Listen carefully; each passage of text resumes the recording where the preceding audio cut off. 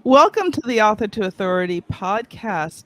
And if you are an author, then you are going to want to listen to today's episode because it doesn't matter how great your book is, if no one ever sees it, you will never have the effect that you want.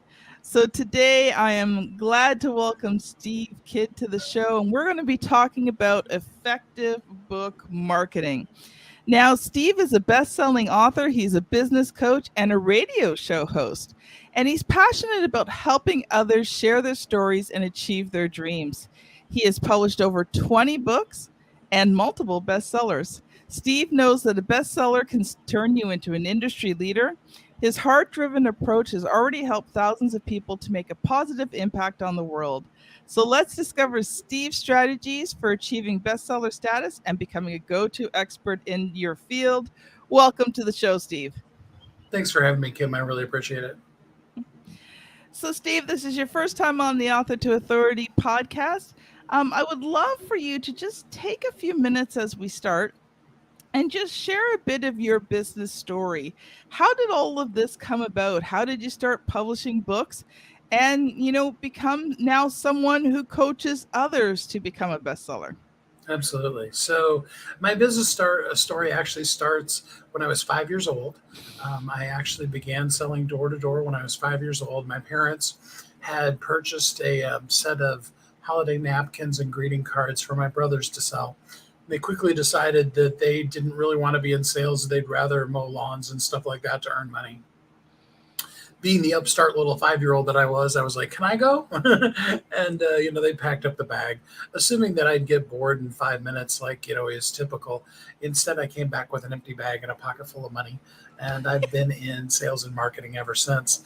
At 19, I was a sales manager for actually a Kirby vacuum company. In 1987, which I was basically 20 then, I started my own marketing firm and have been self-employed and in a marketing company role ever since then. Skipping forward to this thing we now call the internet.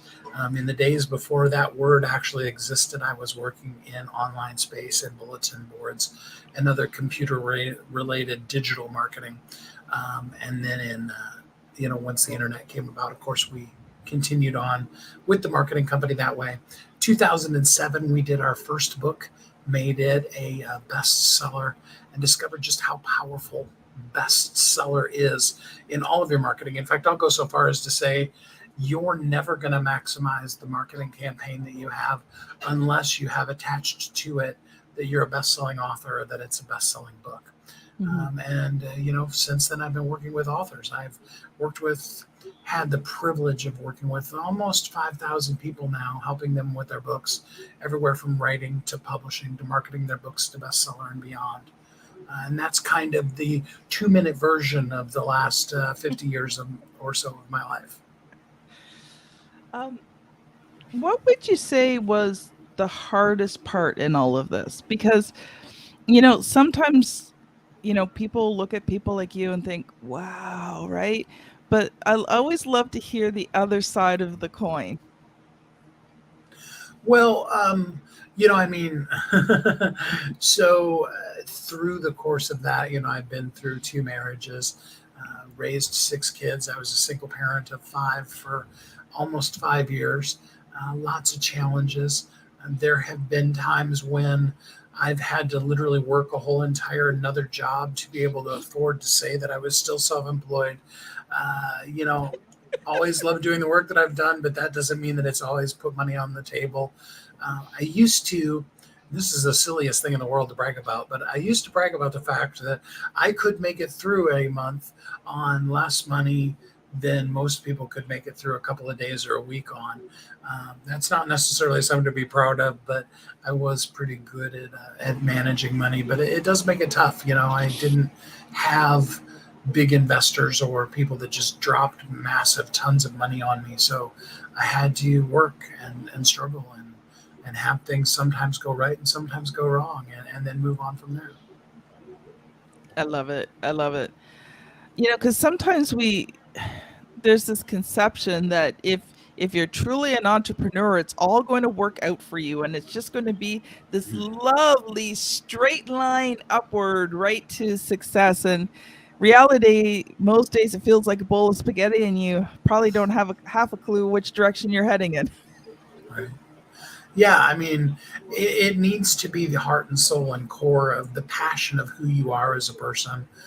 If you're just doing it because it sounded cool or because it was really trendy, trends come and go. And then next thing you know, it's a lot harder than it was in those early days. And it's really hard to sustain fire under something unless it is who you truly are. Mhm. Yeah. Yeah. I believe that too. I believe that too.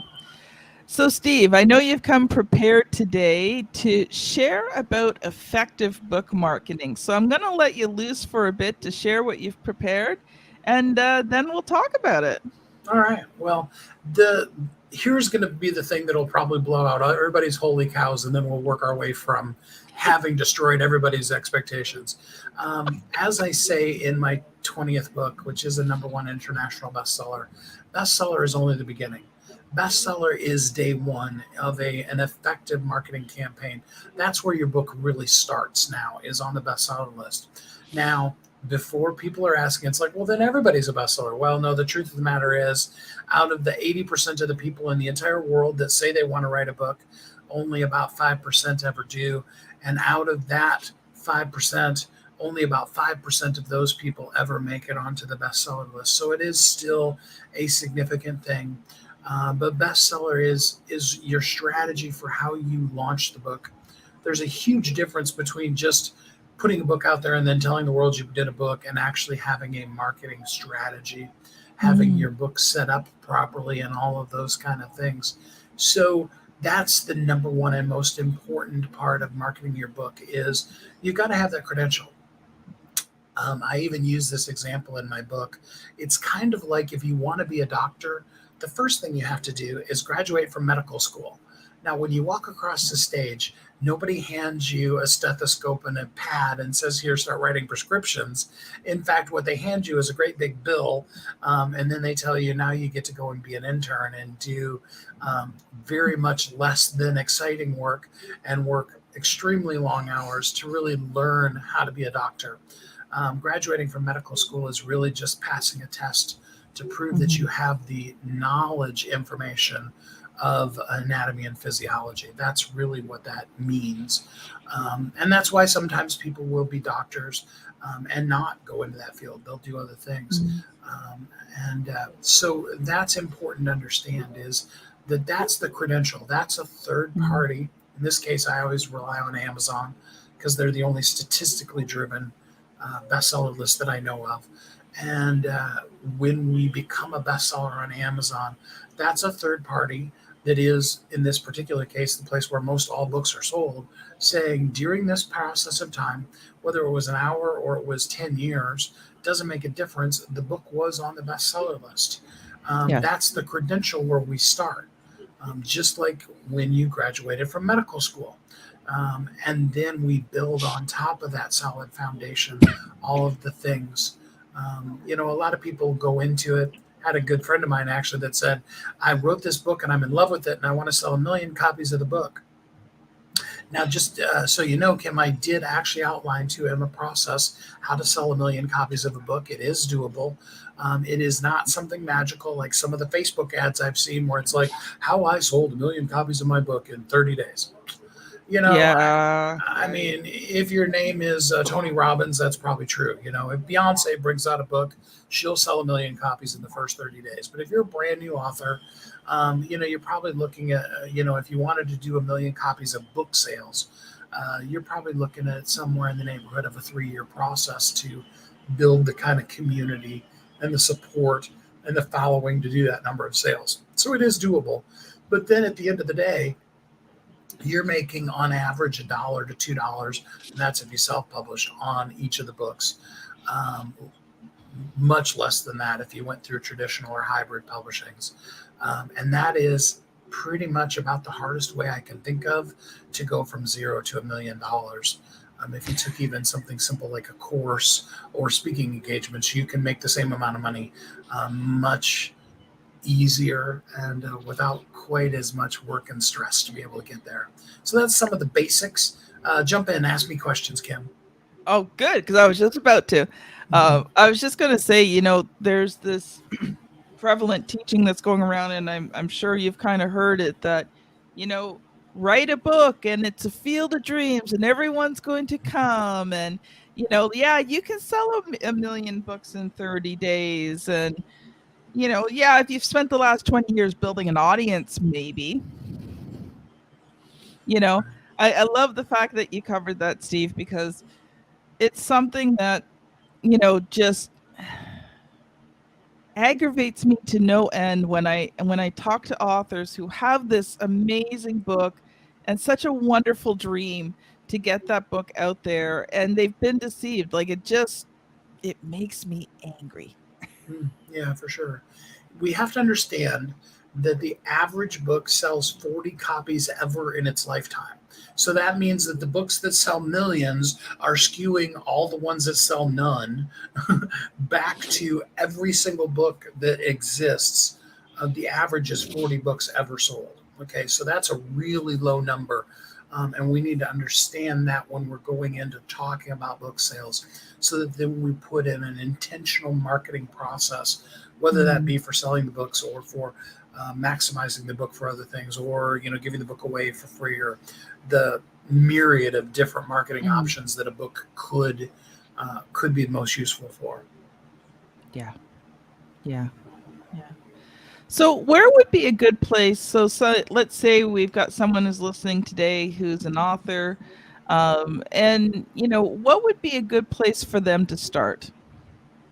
Absolutely, if your book is not a bestseller, the very number one thing you want to do is make your book a bestseller.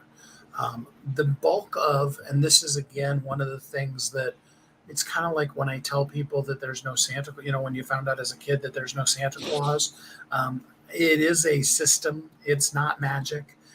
Most of becoming a bestseller on Amazon has to do with understanding how to do the search engine optimization for the search engine that Mhm. is Amazon and knowing their algorithm. That's where you're going to start. That's your foundation. From there, you need to have a marketing plan in place for exactly how you're building your community of people. Seth Godin says, better to have 100 raving fans than 10,000 people who could care less. I think Yes. that's a very good way of looking at how we market our book.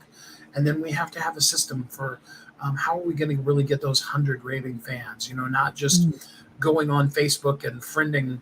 I mean, you could go on Facebook and you could just randomly send friend yes. requests and get to 5,000 pretty quickly. Doesn't mean any of those people would ever, give a care about anything you're doing. So it is about intentionally having that program. Mhm. Mhm. So let's take a look at maybe a few practical steps because I always love to give the audience something specific that they could do. So if they're looking at preparing their book, to do like a bestseller launch, what would be some things that you suggest that they could do right now? Obviously, this is a specialized skill, so they're going to need help with it. But are there a few things they can do to prepare the book ahead of time? So that when they go to work with someone, they've got some of the basics covered. Um, well, and I always recommend to people, it's like, bring me into your world as soon as possible, like when you're thinking about it, so I can save you from all the ditches on both sides of the road. But often that isn't the case, and that's okay. We've got you still. Some of the first things you need to do is you need to really, truly understand as you're writing the book both the words that the people that you want to read your book are using, and then being what I call vulnerable and valuable. Mm, It's in our sharing our stuff, both the good and the bad, where we really truly connect with people. mm. It's pretty normal when we're going through something, and the worse it is, the more we tend to isolate and feel like nobody in the world has ever gone through this before. And we all kind of go there, even though we're sitting in a room. I saw this happen when my mother in law was going through chemo. There was a room full of people all going through chemo, and every single one of them was isolated. And if you went up to talk to them, kind of an outgoing person, so I did that. Each one of them was feeling alone and lonely and like nobody else in the world understood what they were going through in this room full of people that were literally going through exactly what they were going through. That's the same with us. And so, in us sharing the vulnerability of, hey, Mm. I've been through this thing, I know what it's like, I know where you're at. Let me show you the rocks in that swamp that I found that I could step on, and all the places that I fell into the swamp and missed the rock, so that maybe you won't do that, or maybe at least one of the times you won't have to get the Mhm. muck all over you like I did. That's the number. That's really the very first place to start, is talking the right language and being vulnerable and valuable to the people. I so agree. I so agree. One thing, and I don't know whether you agree with this or not, but one thing I've learned is that, being valuable in your book means giving a lot of it away. And I've had clients say to me, "But if I give it all away, then they won't hire me." But what I've learned is that most people, even if you told them exactly what to do, they still don't want to do it themselves. Either A, they don't have the time, which isn't the case with most entrepreneurs, or B, they just aren't sure, even if you've told them, because they know they're going to have questions and what if and all these things. So, being valuable in your book means you can give away a lot of information and they're still going to come into you. And in fact, sometimes the more information you give, the more valuable you become because you've shown that expertise. So I'd love to hear your thoughts on that, Steve. Well, number one, you're absolutely right. You could tell people absolutely exactly what you do, how you do it, every single step of the way. In fact, I just created a course that we're in the process of rolling out that takes all of the 75 steps of me doing your book for you and walks you through every single one of them individually. I'm going to teach them every single thing that I do. If you want to do it yourself, that's great. The truth of the matter is that even when telling people that, very rarely do people do it. They either want somebody to do it for them or they just simply don't do it. So that's the first part of it, is understanding that, um, the more that you give, the more that you'll receive. And I suppose that's Mhm. probably really the best way of putting it. And then, second to that, and probably the maybe little bit of pushback, I don't really think it's pushback to what you're meaning, Kim, but is the fact that we tend to, especially with our first book, I did it with mine, we all do, we tend to just give everybody everything. We just, everything we know in the whole world, and we just vomit it all into the whole entire book. And it becomes this tome, and it's just insurmountable for the person to read. And so, what I recommend to people is take a point, make it really clear, and give them a clear action from that point. And then, if there's a second point, make that a second book. It's kind of like the old, for those of you that are old enough to remember, Santa Claus is coming to town, the Winter Warlock, and the song "Put One Foot in Front of the Other," and soon you'll be walking across the floor. Those of you that are old enough, you're all laughing at that. Those of you that are younger are asking me how crazy I am now. Look it up; it's a funny movie. But that's really what we want to do, is help people take one step after the other. Yeah. One of the things that I've described to my clients is that, you want to get people from point A to point B. They need to get to point B. But there's all these things between point A and point B. And, when I talk to them, I use it on a scale of 1 to 10. So, 1, 2, 3 is um, probably the hardest steps that they've got to take. These are the beginning steps. They don't know what they're doing. They're unsure of themselves, right? And then, like 4, 5, 6 is sort of that middle section where they're on the road, but they're getting bogged down. And then 7, 8, 9, they're almost there, and then 10, they're there. But I've always explained that most of your book should focus on 1, 2, and 3. You want to sprinkle in a little 4, 5, 6. You Mhm. want to do a little tiny little bit of 7, 8, 9 just to give them some hope. But you've got to get them past those first 3 hurdles before they even start to think that it's possible. And that's usually how I describe how we do the book. So yeah, you're giving away a lot of value, but you're not always giving away everything because they're not ready for everything. So you have to gauge the book to where they're at and what can they do now. There's no use telling them 7, 8, 9, and 10 if they can't get past 1, 2, and 3? Perfect example of that is if you've ever read the book Profit First. Love the book. Love Mike Michalowicz. I interviewed him on my show. Great book. But there is a place actually in Profit First. I listened to it on audio. So Mike actually says, stop here and go do what I taught you before you move on. Truth of the matter is Mike should have stopped at the book right there, because as people, we want to finish. We want to cross the line. We want to pass the test. We want to get to the end of the book. And so what we all do is we're like, yeah, I'm going to do that, but I'm going to keep reading. Or, especially if you're on audio and you happen to be in a car or something, you're not just going to turn the audio off and sit there in silence for the rest of the drive. You just keep listening to it, right? Mm-hmm. And the problem is that you're at step 2 or at step 10, and you haven't done step 1, and then step 10 doesn't work because it's built on the process of going step 1, 2, 3, 4, 5, 6, and then it doesn't work, and then you're like, oh well, this system doesn't work, it's a total failure because you didn't do step 1 first. Yeah, I agree. So Steve, this is a question that I ask every single author who comes on the show. And so if you're a regular Author to Authority listener, you know what's coming next. But here it is, Steve. What was the good, the bad, and the ugly about publishing your first books? So my first book, which was originally called 10 Things You Have to Succeed in Life and Business, I was actually originally writing a free giveaway, for your opt-in on your website. Supposed to be, a page or 2, maybe 3 at the most. You don't want to overwhelm people. It's supposed to be a free giveaway. 110 pages later, and that was Word document pages. It was a huge tome.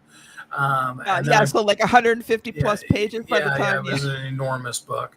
And I put it out that way because I didn't know any better. I had my mentor, my oldest mentor, Dr. John Joy, actually came in and wrote the foreword and helped me put it together. And he's old enough school that he had written a lot of 350 plus page books. So for him, it seemed normal. The truth of the matter is, in modern days, nobody really wants to read a 350 page book.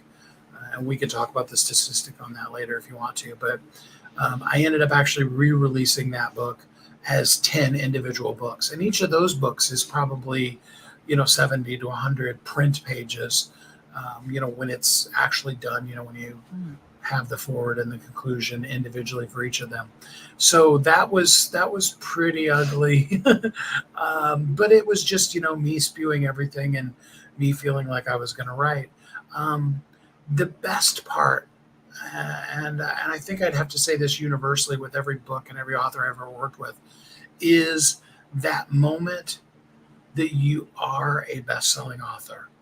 Yes. Because we all, the night before, go through, and I even do it, I've got 21 books now, and all of them are bestsellers. And yet we go through that process the night before where it's like, what if it didn't? And then we start the campaign, and the nature of how Amazon statistics works, it's 6 or 8 or 12 hours before the statistics start showing up, and you're like, what if I'm the first one that it didn't ever work? I've done this for thousands of people, and then you have to stop yourself and go, no, the process works. It always does. But that's can be really nerve-wracking, and it's kind of also very vulnerable because it's like you're putting your baby out there into the world and letting the whole world judge it. And so that moment when you officially are a best-selling author, it's just such a great feeling to be able to do that. And every single time you reach it, it's just as cool. And of course, I'm blessed to be able to get to do that all the time with my authors. So that's pretty good. I did the good and the bad, I guess. So the ugly. Well, all right. So here's the thing. We write a book and we know absolutely what we intended to say. And then we send it. I love that you call yourself the extraordinary word ninja. I have a story development editor that I work with, and I'll be all proud of the book. It'll be like, oh man, I wrote this thing. It was just amazing. And then she'll come back with an edit and it'll be like, this didn't make sense and that didn't make sense. And the ugly is, this is really going behind the curtain. The ugly is when you're reading that email or going through the Google Doc or whatever, and the person is tearing apart this baby that you just are so, so enamored with. And you're like, kind of cursing their name a little bit, behind the scenes, you go through it and you fix it later. But, to start with, you're just kind of like, I can't believe that. Stupid. I thought the book was better. I worked so hard on this. Yeah. I thought it was better than this. Yeah, she just doesn't understand. If she knew, and then you work through it, and then you're like, oh yeah, that point really did make a lot of sense. And as I reread that sentence, it absolutely is completely incoherent, and needs to be torn out or at least completely rewritten in order to have the book not just be destined for the fireplace. Well, it's almost like sometimes. Well, I'm sure it is. Your brain is moving faster than your fingers, and so it sounds really good in your brain, but your fingers don't catch all the words, and all of a sudden you've got this sentence that just doesn't seem to make sense. Well, and even I encourage people to use speaking to write, to do it via interview or to interview themselves and to talk it out. And the problem you run into when you're speaking out the words of your book is, number one, squirrels. You just get totally distracted on something that has nothing to do with what you're talking about. And although it felt amazing to you when it was coming out, it really just has nothing to do with the topic you're talking about. And then secondarily is just, the things that you're working through yourself, that you have to learn it. My 21st book, usually I can do a book in about 30 to 90 days of my own. And I do that most of the time with my authors too. My 21st book took me about 2.5 years because as I was going through the content of it, I realized I had to learn, I had to grow, I had to be more in order to be able to represent and to take on the challenge of what was coming out of me in that book. And so, that's some of the things you run into sometimes. Yeah, my first book, in terms of, I had written books before I became a publisher, but my first book after I became a publisher, it actually took several years. Well, first of all, I was writing everybody else's books, so you only have so much creative mojo. But there came a point when I was working on it, and then I would stop because it just wasn't quite there. And so I would take breaks from it. But when I finally did get back to it and I sort of restarted again, I realized that it was probably best that I didn't try to force the book out when I was originally doing it, because I had, in those I think it was about 2.5 years for me to write my book. It's the same type of thing. I had grown so much as an entrepreneur in my understanding, understanding my clients and everything, that waiting for it came a much better book than as just trying to force something out as because I'm a publisher. Yeah.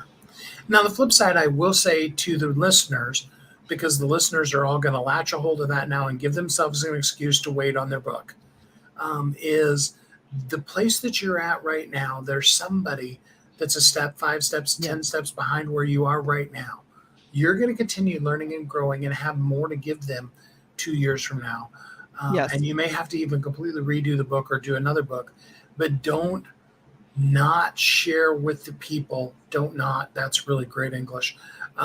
With the people where you are and what you know now, because the thing that you know now can literally be life and breath for somebody who is behind you and needs that information now. So don't make them wait the 2.5 years while you're growing far enough. I point all my fingers back at myself for what I just said I did. I so agree, Steve. I think as a publisher, I knew the book would get done. So for me, it wasn't a matter of stopping the book, but changing the process a little bit. But I know with a lot of people, they could say that and then they use it as an excuse to never get their book done. I think with me and you, we've published books and that, so it wasn't like this was my first book. But I do agree with you. And, one of the best ways is to actually work with someone. If you've never done a book before, work with someone who knows what they're doing.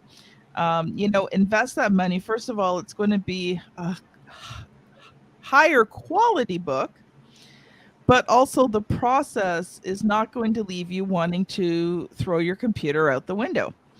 Ask me how I know that. My first few books, the computer almost went out the window several times because I had no clue what I was doing and I was figuring everything out on my own. And the only reason it didn't is because I was married to a computer guru. And if I threw the computer out the window, I might be divorced right now. Hmm. That's the Anyway, advantage of desktop computers. They're a lot harder to pick up and throw out the window. so true. I had a laptop. Well, Steve, we've come to the end of our time today. So I would love for you to share one final thought. And if people have enjoyed today's conversation, how can they connect with you? So, for one final thought, I want to reiterate, we've said it a couple of times, but I want to make sure people hear this really clearly. Someone is waiting on you.